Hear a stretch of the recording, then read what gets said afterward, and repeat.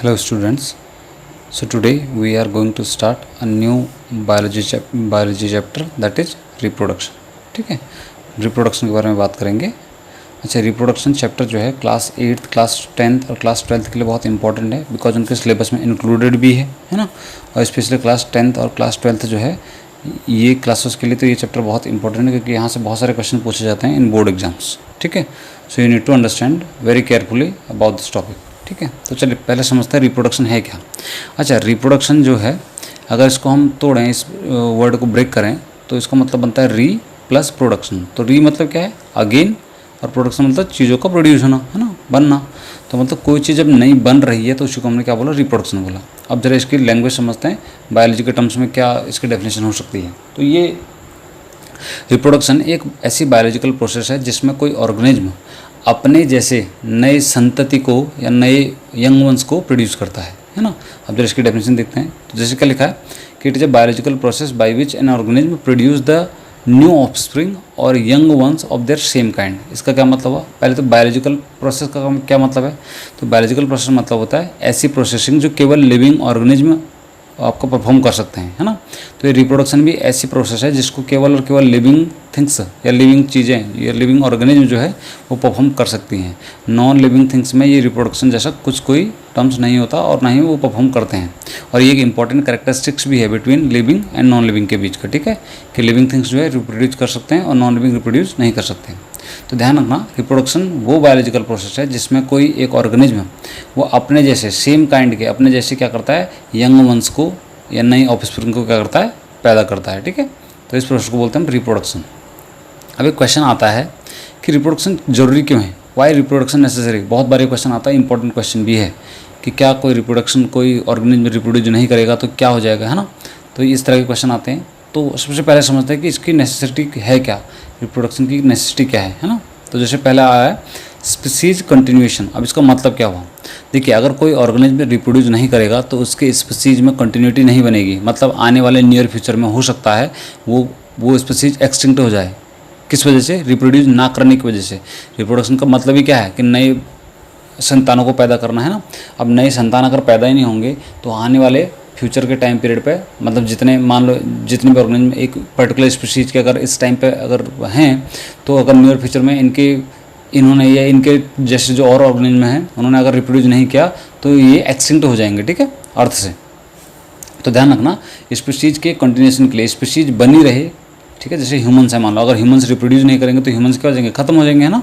तो ह्यूमंस को रिप्रोड्यूस करना जरूरी है. Similarly cat, dog and all the living things. ठीक है, सबको रिप्रोड्यूस करना जरूरी है क्योंकि आगे उनकी स्पीसीज अगर कंटिन्यूटी बनी रहेगी तो वो just because of the reproduction. ठीक है, दूसरा देखिए, टू पास जेनेटिक इन्फॉर्मेशन.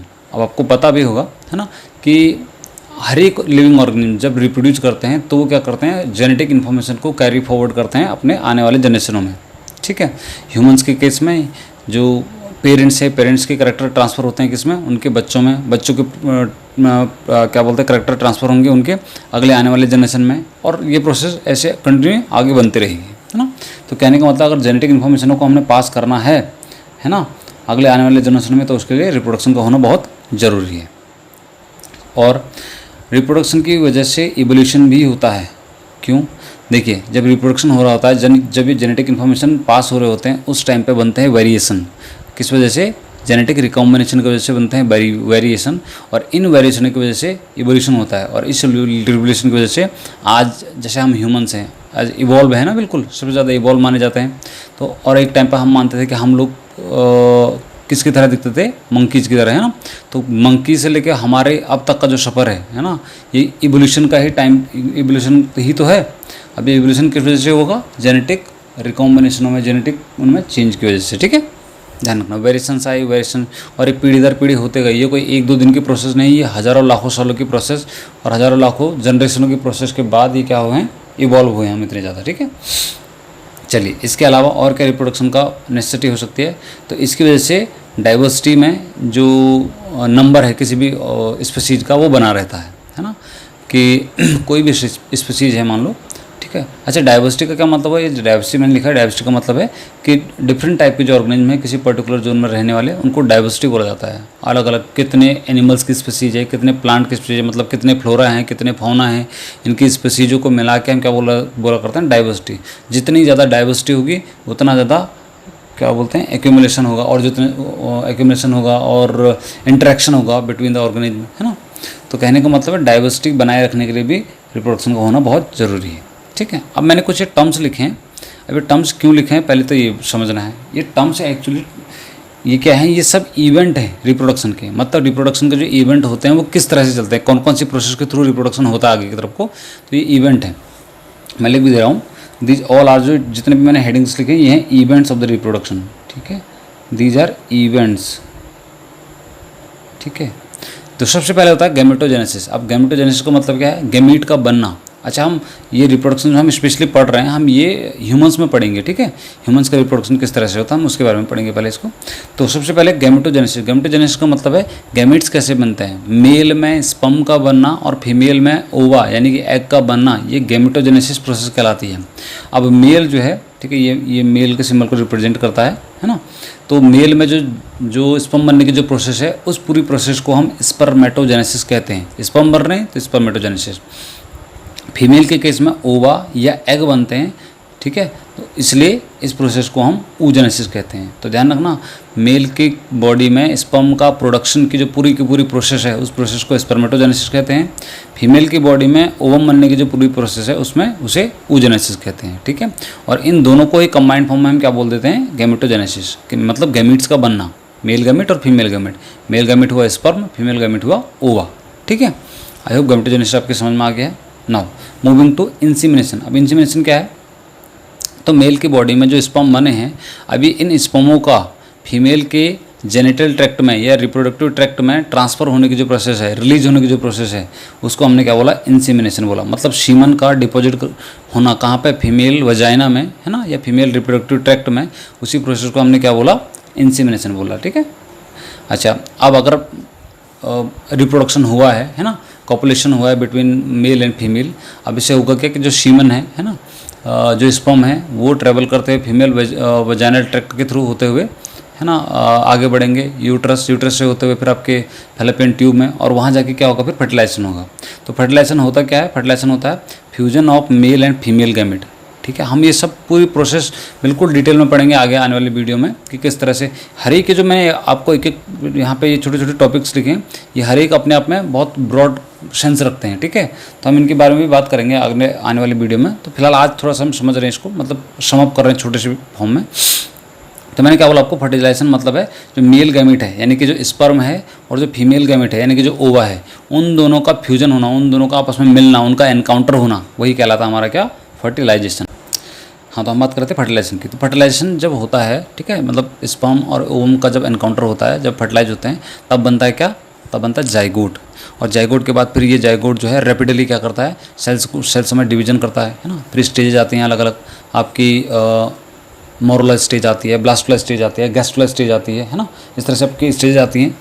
तो अभी इसके बाद फर्टिलाइजेशन के बाद जो हमारा जाइगोट बना, अब उसका इम्प्लांटेशन होगा। इम्प्लांटेशन क्या होगा? इम्प्लांटेशन कहाँ पे होगा? इम्प्लांटेशन होगा, देखो, फीमेल के फैलोपियन ट्यूब में या ओविडक्ट जिसको हम बोलते हैं, ओविडक्ट में फर्टिलाइजेशन हुआ, ठीक है। मेल और फीमेल गैमेट मिले और वहाँ पे जाइगोट बना।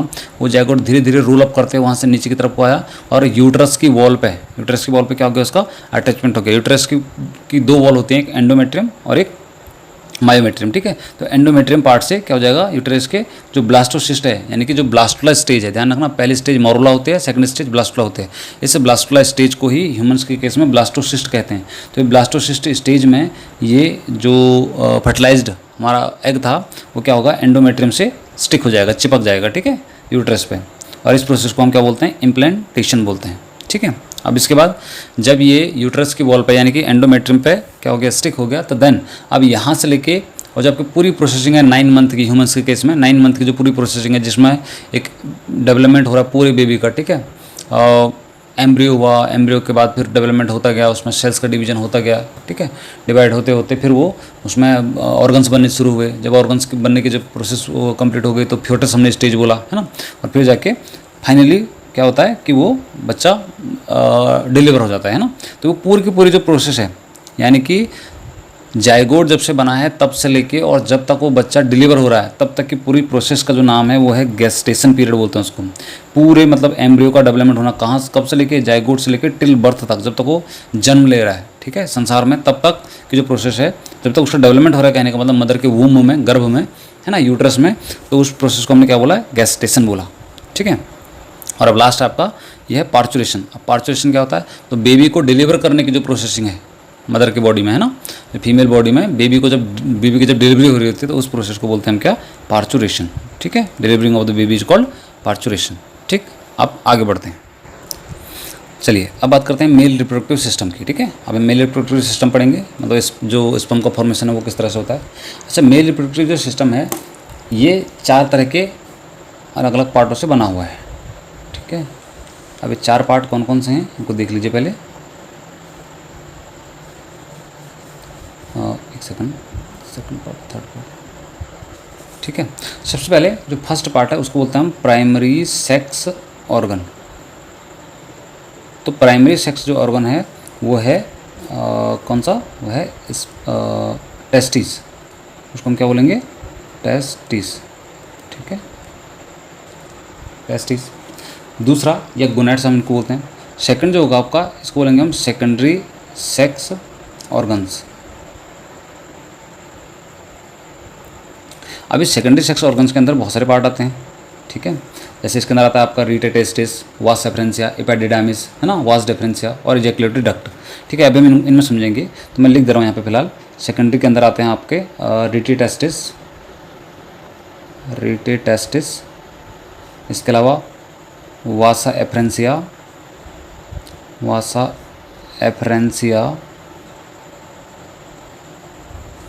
इसके अलावा एपिडिडाइमिस,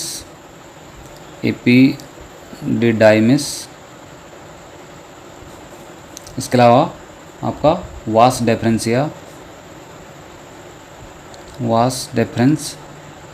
ना, और एक आपका ये वाला सेक्शन जो नीचे बना हुआ है इसको बोलते हैं इजैकुलेटरी डक्ट, ठीक है, इजैकुलेटरी डक्ट, ठीक है। तो ये इतने पार्ट आपके किसके हैं, सेकेंडरी सेक्स ऑर्गन की। अच्छा, इसके बाद फिर आते हैं हमारे कुछ एसेसरी ग्लैंड्स,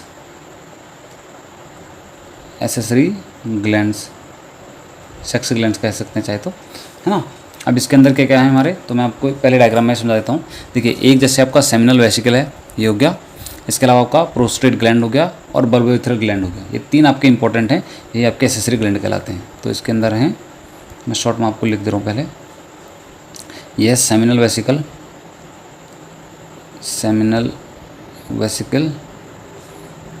इसके अलावा प्रोस्टेट ग्लैंड,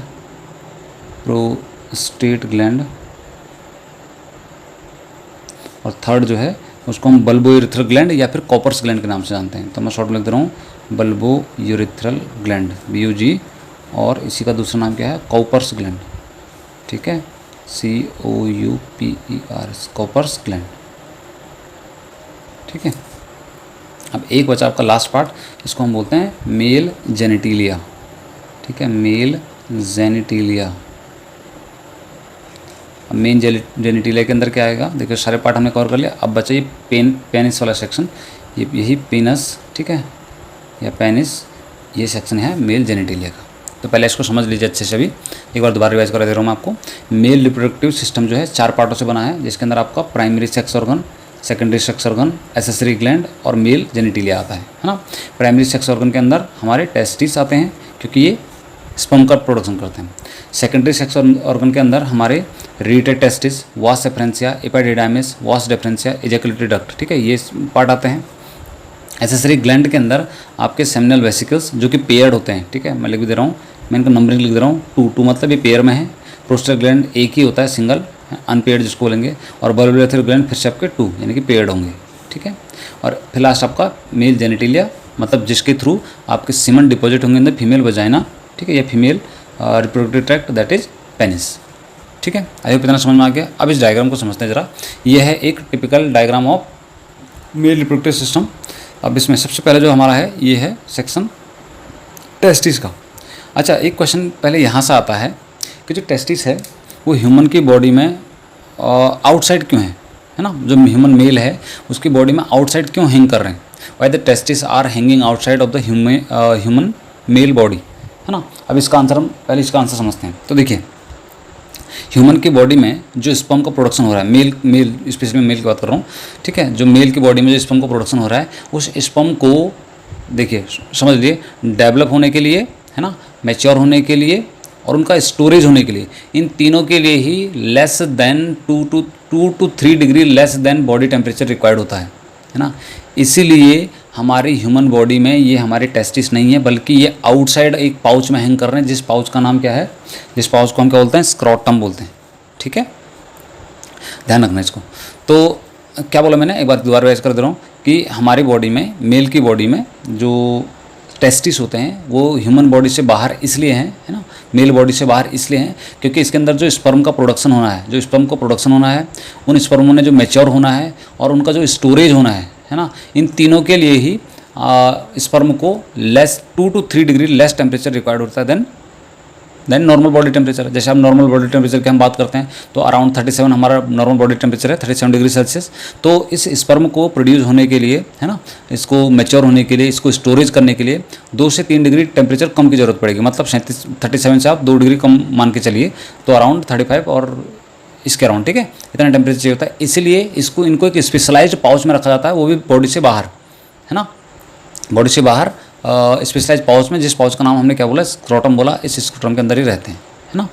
यहाँ पे टेम्परेचर जो है थोड़ा कम रहेगा, जिसकी वजह से स्पर्म आराम से प्रोड्यूस हो सकते हैं, ठीक है। अच्छा, अब जरा इस पर आते हैं, इस डायग्राम को समझते हैं। देखिए, मेल की बॉडी में जो टेस्टिस है ना, जो टेस्टिस है, उस एक टेस्टिस के अंदर बहुत सारे टेस्टिकुलर लोब्यूल्स होते हैं, ठीक है। टेस्टिकुलर लोब्यूल्स मतलब चैम्बर समझ लीजिए, बहुत सारे चैम्बर, एक चैम्बर, दूसरा चैम्बर, छोटे छोटे चैम्बर हैं। अराउंड आपके 250 आपके टेस्टिकुलर लोब्यूल्स होते हैं एक टेस्टिस के अंदर। अब हर एक टेस्टिकुलर लोब्यूल्स के अंदर आपके 2 या 3, 2 to 3, 2 भी हो सकते हैं, 3 भी हो सकते हैं, 2 से 3 आपके क्या होते हैं, सेमनीफेरस ट्यूब्यूल्स होते हैं। इस देखो 250 के अराउंड आपके क्या होते हैं, टेस्टिकुलर लोब्यूल्स। इनके अंदर 2 से 3 टेस्टिकुलर लोब्यूल्स होंगे।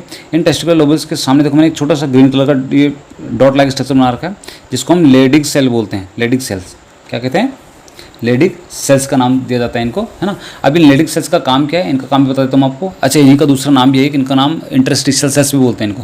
तो इन लेडिग सेल्स का काम है, मेल में आपने सुना होगा मेल रिप्रोडक्टिव जो हार्मोन है, जिसको हम क्या बोलते हैं, टेस्टोस्टेरोन, वो टेस्टोस्टेरोन का फॉर्मेशन करना इन्हीं लेडिग सेल्स का काम है, ठीक है। अब देखिए, ये सेमनीफेरस ट्यूब्यूल्स क्या करेंगे, यहाँ स्पर्म का प्रोडक्शन करेंगे, स्पर्म बनाएंगे। ध्यान रखना, जो सेमनीफेरस ट्यूब्यूल्स हैं यही क्या बनाते हैं, स्पर्म बनाते हैं। अब यहाँ से REET testis, in seminiferous tubules से रीट टेस्टिस इस स्पर्म को, जो स्पर्म यहाँ बने हैं, इनको आगे की तरफ ले जाएगी, ठीक है। ये एक डक्ट है, एक टाइप से समझ लीजिए, रीट टेस्टिस जो आगे की तरफ को ले जाने का काम कर रहे हैं। वहाँ से फिर वास एफरेंसिया, ये दूसरी डक्ट है जो इसको लेके चलेगी किसके पास, इपेडिडाइमिस के पास, ठीक है। अभी ध्यान से समझना आपको, इपेडिडाइमिस बहुत इंपॉर्टेंट है। क्यों इंपॉर्टेंट है, बिकॉज ये इपेडिडाइमिस ही वो चैम्बर है जहाँ पे जितने भी जो आपके इधर क्या बने, स्पर्म बने, उन सब का क्या होना है, यहाँ पे स्टोरेज होना है। मैं लिख भी दे रहा हूँ, इपेडिडाइमिस का काम क्या है, इसका काम है स्टोरेज ऑफ स्पर्म। जो स्पर्म बने हैं ना, उन स्पर्म का स्टोरेज करना किसका काम है, इपेडिडाइमिस का, ठीक है। अच्छा, उसके बाद ये यहाँ से जो स्पर्म रिलीज होंगे वो किसके थ्रू जाएंगे, एक डक्ट है आपकी, इस डक्ट का नाम क्या है, वास डेफरेंसिया, ठीक है, या वासा डेफरेंस भी कहते हैं इसको, ठीक है। तो इस डक्ट के थ्रू स्पर्म क्या करते हैं, ट्रेवल करते हुए आगे बढ़ेंगे। अब यहाँ पे आपके कुछ आपके एसेसरी ग्लैंड आएंगे, जिसमें आपका सेमिनल वेसिकल है, प्रोस्टेट ग्लैंड है और कॉपर्स ग्लैंड है, यानी कि बल्बोरेथ्रल ग्लैंड है। इन ग्लैंडों का काम क्या है, अभी मैं आपको समझा रहा हूँ। अच्छा, अब यहाँ से जो आपका इजैकुलेटरी डक्ट है और यहाँ से जो आपका यूरिनरी डक्ट है, ये दोनों के दोनों मिल के कहलाते हैं आपके क्या, यूरिनोजेनिटल डक्ट। मैं इसको लिख दे रहा हूँ, चलो यहाँ पे, इसी को कहते हैं हम क्या, यूरिनोजेनिटल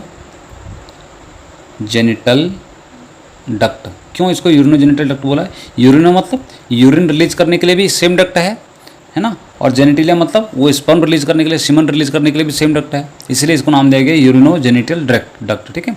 तो मेल की बॉडी में कोई स्पेशलाइज दूसरा कोई ऑर्गन नहीं है जिसके थ्रू की स्पर्म अलग से रिलीज हो और यूरिन अलग से पूर के थ्रू रिलीज हो, है ना, ऐसा नहीं होता।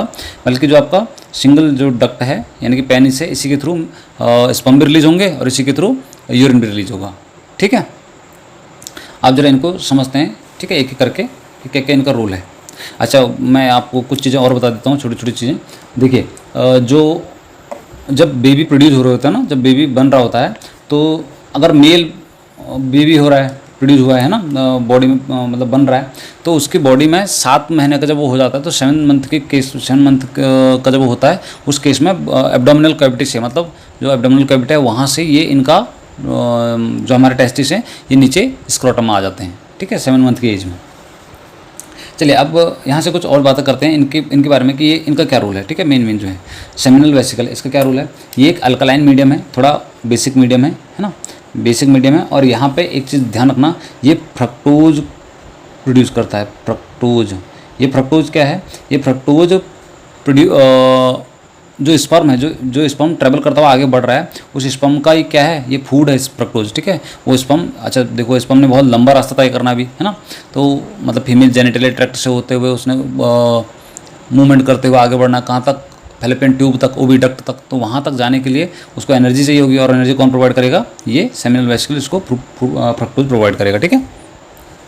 अच्छा, उसके बाद ये जो आपका प्रोस्टेट ग्लैंड है, ये होता है आपका एसिडिक मीडियम का, है ना, स्लाइटली एसिडिक मीडियम का होता है ये। अब इसमें भी आपके 2-3 टाइप की चीज़ें हैं। अच्छा, एक चीज़ और बता देता हूँ, जो सेमिनल वेसिकल है, ये तकरीबन 60% सीमन बनाता है। अच्छा, अभी आपको मैं इसके बाद, ये जब थोड़ा फिनिश हो जाए तो इसके बाद मैं सीमन में और आपके स्पर्म में डिफरेंस बता रहा हूँ आपको, ठीक है। तो 60% पार्ट सीमन का कौन बनाता है, सेमिनल वेसिकल। और अराउंड 20 to 30%, 20 से लेकर 30% पार्ट कौन बनाता है, बनाता है प्रोस्टेट ग्लैंड। अब इसमें आपके सिट्रिक एसिड है, फाइब्रोनोजन है ना, फाइब्रोलाइसिन है, इसमें प्रोस्टेट ग्लैंड के अंदर ये आते हैं। फिर उसके बाद आपका आता है बल्बोइरेथ्रल ग्लैंड या फिर कॉपर्स ग्लैंड। अब इसका क्या रोल है, बल्बोइरेथ्रल ग्लैंड और कॉपर्स ग्लैंड ये ल्यूब्रिकेशन का काम करते हैं, ठीक है। जो सीमन रिलीज हो रहा है अब पेनिस के थ्रू, वो क्या होगा, लुब्रिकेंट होगा उसमें, है ना, चिपचिपा सा थोड़ा, है ना, वो लुब्रिकेशन का काम कौन करेगा, बल्बोइरेथ्रल ग्लैंड या फिर कॉपर्स ग्लैंड।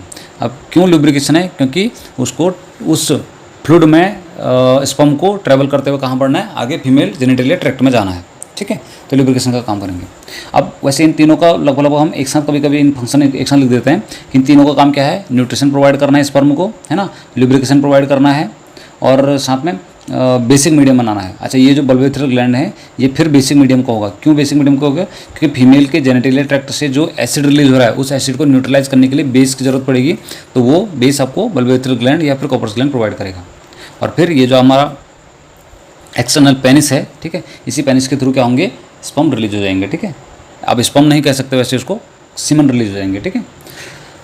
अच्छा, ये जो आपका पेनिस है, ये पेनिस 2 टाइप के इरेक्टाइल टिश्यू का बना हुआ है, ध्यान रखना। It's not a kind of bone, इसमें कोई बोन नहीं है, इसमें 2 टाइप के आपके क्या हैं, इरेक्टाइल टिश्यू हैं, ठीक है, जो इरेक्ट हो सकते हैं, जो सीधे स्ट्रेट हो सकते हैं। उन इरेक्टाइल टिश्यू का नाम भी बता दे रहा हूँ आपको। एक का नाम है कार्पस कैवर्नोसा और एक दूसरे का नाम है कॉर्पस स्पॉन्जियोसम, ठीक है, कॉर्पस कैवर्नोसा और कार्पस स्पॉन्जियोसम। अच्छा, इस पेनिस की भी अगर हम बात करें तो इस पेनिस के अंदर भी 2-3 सेक्शन हैं, ठीक है। आपने यहाँ पे देखा होगा, यहाँ पे छोटी सी फॉरस्किन होती है, जो फोल्ड होती है पीछे की तरफ को स्किन, एक जिसका नाम है फॉरस्किन, ठीक है, उसको बोला जाता है फॉरस्किन, FORSKIN। और जो बिल्कुल टिप वाला सेक्शन है, ठीक है, उसको बोला जाता है आपका ग्लांस पेनिस, ग्लांस पेनिस, ठीक है। बाकी इन दोनों को कंबाइंड फॉर्म में हम नॉर्मली पेनिस बोल देते हैं, ठीक है। आई होप इतना सबके समझ में आ गया होगा। अच्छा, अब मैं थोड़ा आपको क्या बताने की कोशिश कर रहा था, हाँ, मैं आपको बोल रहा था कि सीमन में और किसमें, स्पर्म में थोड़ा डिफरेंस देखते हैं, सीमन और स्पर्म में। अच्छा, सीमन क्या है, सीमन है स्पर्म प्लस जो ये एसेसरी ग्लैंड है हमारी, ठीक है, सेमिनल वेसिकल, प्रोस्टेट ग्लैंड और बल्बोइरेथ्रल ग्लैंड, इन तीनों का जो आपका मिक्सअप है ना, स्पर्म प्लस आप ये कह सकते हैं, हाँ, रिलीज ऑफ, साथ में इसके साथ क्या है, release of seminal vesicle plus prostate gland plus BUG bulbourethral gland. ये जब चारों के चारों आपस में मिल जाते हैं ना, मिक्स होके, तो वो जो आपका स्टिकी सब्सटेंस रिलीज होता है थ्रू द पेनिस, उसको हम क्या बोलते हैं, सीमन बोलते हैं, ठीक है। तो जब ध्यान रखना, मेल की बॉडी में स्पर्म खाली रिलीज नहीं होते, रिलीज क्या होते हैं, सीमन। और स्पर्म क्या है, स्पर्म सिंगल टर्म है, ठीक है, एक सिंगल टर्म है जिसके साथ कोई भी चीज़, कोई भी आपके ना ही क्या बोलते हैं आपके सेमिनल वेसिकल का, ना ही प्रोस्टेट ग्लैंड का, ना ही बल्बोरेटरी ग्लैंड का, कोई भी आपको पार्ट मिक्स है वो स्पर्म है। अब स्पर्म का मैं एक छोटा सा डायग्राम ड्रॉ कर दे रहा हूँ, ठीक है। अगर हम स्पर्म का डायग्राम देखें ना तो कुछ इस तरह से होगा कि, ठीक है, वैसे आपने छोटी क्लास में बनाया भी होगा ये, है ना डायग्राम। मैं छोटा सा बनाने की कोशिश करता हूँ।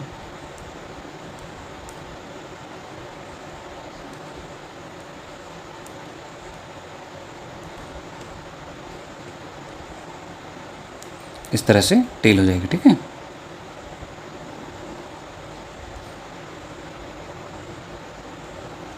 अच्छा, यहाँ जो सेक्शन है ना, इस सेक्शन में एक जाइंट लाइसोसोम होता है जिसको हम एक्रोसोम का नाम देते हैं, ठीक है।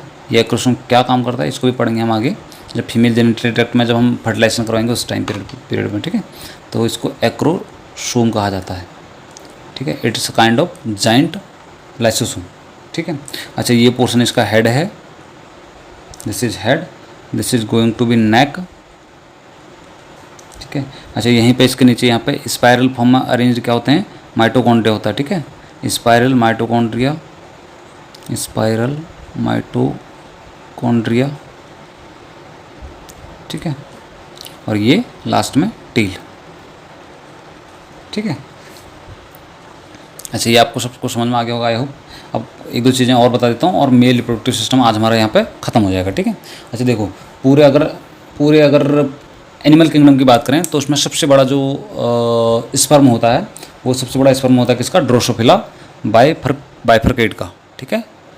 ड्रोसोफिला बाइफरकेट का स्पर्म सबसे बड़ा, सबसे लॉन्गेस्ट आपका स्पर्म होता है। लॉन्गेस्ट बोलेंगे, बड़ा तो नहीं, खैर लार्जेस्ट नहीं, लॉन्गेस्ट, ठीक है। लंबाई में मतलब सबसे लेंथी जो है वो ड्रोसोफिला बाइफरकेट का होता है, ठीक है। अच्छा, सबसे स्मॉलेस्ट अगर बात करें स्पर्म, तो सबसे स्मॉलेस्ट स्पर्म पूरे एनिमल किंगडम में ये है किसके, एम्फीबियंस के और क्रोकोडाइल के, है ना। एम्फीबियंस जो कैटेगरी आते हैं जिसमें आपके टोड वगैरह, फ्रॉग वगैरह आते हैं, सैलमेंडर वगैरह, है ना। तो इनके जो स्पर्म होते हैं वो सबसे स्मॉल साइज़ के हैं, ठीक है। और क्रोकोडाइल के ये इनके सबसे स्मॉल साइज़ के हैं। और बात करें अगर सबसे लार्जेस्ट स्पर्म की, सबसे बड़े स्पर्म की, तो सबसे बड़ा स्पर्म किसका होता है पूरे बायोस्फीयर में, अगर सब बोलें तो ये होता है किसका, साइकस का, ठीक है। तो आई होप आपको ये मेल रिप्रोडक्टिव सिस्टम समझ में आ गया होगा पूरा, है ना। रिप्रोडक्शन मैंने आपको थोड़ा समझाया, रिप्रोडक्शन समझाया, उसके बाद हमने उसकी नेसेसिटी देखी कि रिप्रोडक्शन क्यों नेसेसरी है ना। इसके बाद हमने इवेंट्स देखी, क्या क्या इवेंट्स होंगे, है ना। ये इवेंट्स हमने लिखे भी हैं यहाँ, इवेंट्स हमने पढ़े भी हैं कि उससे पहले गैमेटोजेनेसिस होता है, मतलब गैमीट्स बनते हैं, फिर उसके बाद इंसेमिनेशन होता है, मतलब जो सीमन है वो रिलीज होता है फीमेल के जेनिटल ट्रैक्ट में। उसके बाद फर्टिलाइजेशन होता है, स्पर्म का और एग का मिलना फर्टिलाइजेशन कहलाता है। फिर इम्प्लांटेशन, फर्टिलाइजेशन होने के बाद जो जाइगोट बना वो जब ओवरी के यूट्रस के एंडोमेट्रियम से स्टिक हो गया, है ना, तो वहाँ पे जो आपका अटैचमेंट होगा उसका, वही क्या कहलाएगा आपका इम्प्लांटेशन, ब्लड फ्लो जो स्टेज है। फिर गेस्टेशन पीरियड कौन सा है, तो डेवलपिंग जो पूरा एम्ब्रियो है 9 मंथ तक, उसको हमने कौन से पीरियड का नाम दिया, गेस्टेशन पीरियड का नाम। और फिर पार्चुरेशन, मतलब बेबी के बर्थ की जो प्रोसेसिंग है वो कहलाती है आपकी पार्चुरेशन, ठीक है।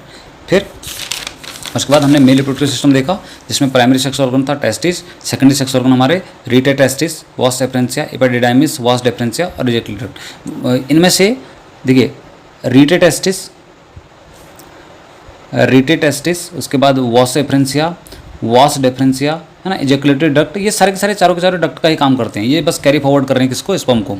और ये जो एपिडिडाइमिस है बीच में, ठीक है, इसका काम है स्पर्म को स्टोर करने का, ठीक है। अभी टेस्टिस के में 2 पार्ट लिखे नहीं है मैंने, कौन से, टेस्टिकुलर लोब्यूल्स और सेमनीफेरस ट्यूब्यूल्स, इसके अलावा लीडिंग सेल्स। ये टेस्टिस के अंदर के ही पार्ट हैं तीनों के तीनों। और यहाँ पर स्पर्म जो मेन है वो कहाँ पे बनेंगे, सेमनीफेरस ट्यूब्यूल्स में। और लीडिंग सेल का काम क्या है, इसका काम है टेस्टोस्टेरोन का फॉर्मेशन करना, मतलब जो मेल सेक्स हार्मोन है टेस्टोस्टेरोन उसका, ठीक है। फिर मैंने आपको बताया कि 3 ही हमारे क्या है, एसेसरी ग्लैंड हैं जहाँ से कुछ ना कुछ चीज़ें रिलीज होती हैं जो कि स्पर्म को हेल्प करती हैं आगे ट्रैवल करने में। एक फ्रुक्टोज रिलीज करता है, कोई एसिडिक मीडियम एसिडिक आपके चीज़ें रिलीज करते हैं, फिर ये बेसिक चीज़ें रिलीज करेगा, साथ में ये आपके लुब्रिकेंट्स रिलीज करेगा, है ना। और फिर पेनिस के थ्रू फीमेल जेनिटल ट्रैक्ट में सीमन का डिपोजिशन हो जाएगा, ठीक है। फिर मैंने आपको यहाँ पर सीमन और स्पर्म में अंतर बताया। स्पर्म जो है एक सिंगल आपकी यूनिट है, सिंगल सेल है ना। और मैंने आपको सेल वाले चैप्टर में बताया भी था कि जो स्पर्म है, मेल में जो स्पर्म है वो सबसे छोटा क्या होता है, सेल होता है ह्यूमन बॉडी का। और फीमेल बॉडी में जो ओवा है या एग है वो ह्यूमन बॉडी का सबसे बड़ा सेल होता है, ठीक है। सबसे बड़ा बोला है मैंने, सबसे लंबा नहीं बोला। सबसे लंबा आपका नर्वस सिस्टम होता है, ठीक है, मतलब न्यूरॉन्स होते हैं, ठीक है। चलिए इतना आपको समझ में आ गया मेल रिप्रोडक्टिव सिस्टम। अब इसके बाद नेक्स्ट जो हमारा वीडियो होगा वो फीमेल रिप्रोडक्टिव सिस्टम के ऊपर रहेगा, ठीक है। बिल्कुल प्रोसेस बाय प्रोसेस चलेंगे हम। हालांकि अभी इस मेल रिप्रोडक्टिव सिस्टम के अंदर भी अभी हमारे क्या रह गए हैं, स्पर्मेटोजेनेसिस, वो पूरी प्रोसेस है, हालांकि पूरी लेंथी प्रोसेस है कि स्पर्म कैसे बनते हैं, है ना, उसमें क्या रोल के आपके इसका लीडिंग सेल्स का क्या रोल है, उसके अलावा आपका जो सर्टोली सेल्स है उसका क्या है, जर्मिनल एपिथेलियम क्या होती है, इनका क्या रोल है ना, जर्म सेल्स, सर्टोली सेल्स, ये जिनको हम नर्स सेल बोलते हैं, इनका क्या रोल प्ले है, तो वो भी सब हम करेंगे आगे आने वाले वीडियोज़ में, ठीक है। तो आई होप आज की ये वीडियो जो है आपको पसंद आई होगी। अगर आपको पसंद आई है तो प्लीज़ लाइक और कमेंट जरूर कीजिए, ठीक है। जल्द मिलेंगे दूसरी वीडियो के साथ। Till then stay safe and stay healthy. Thank you.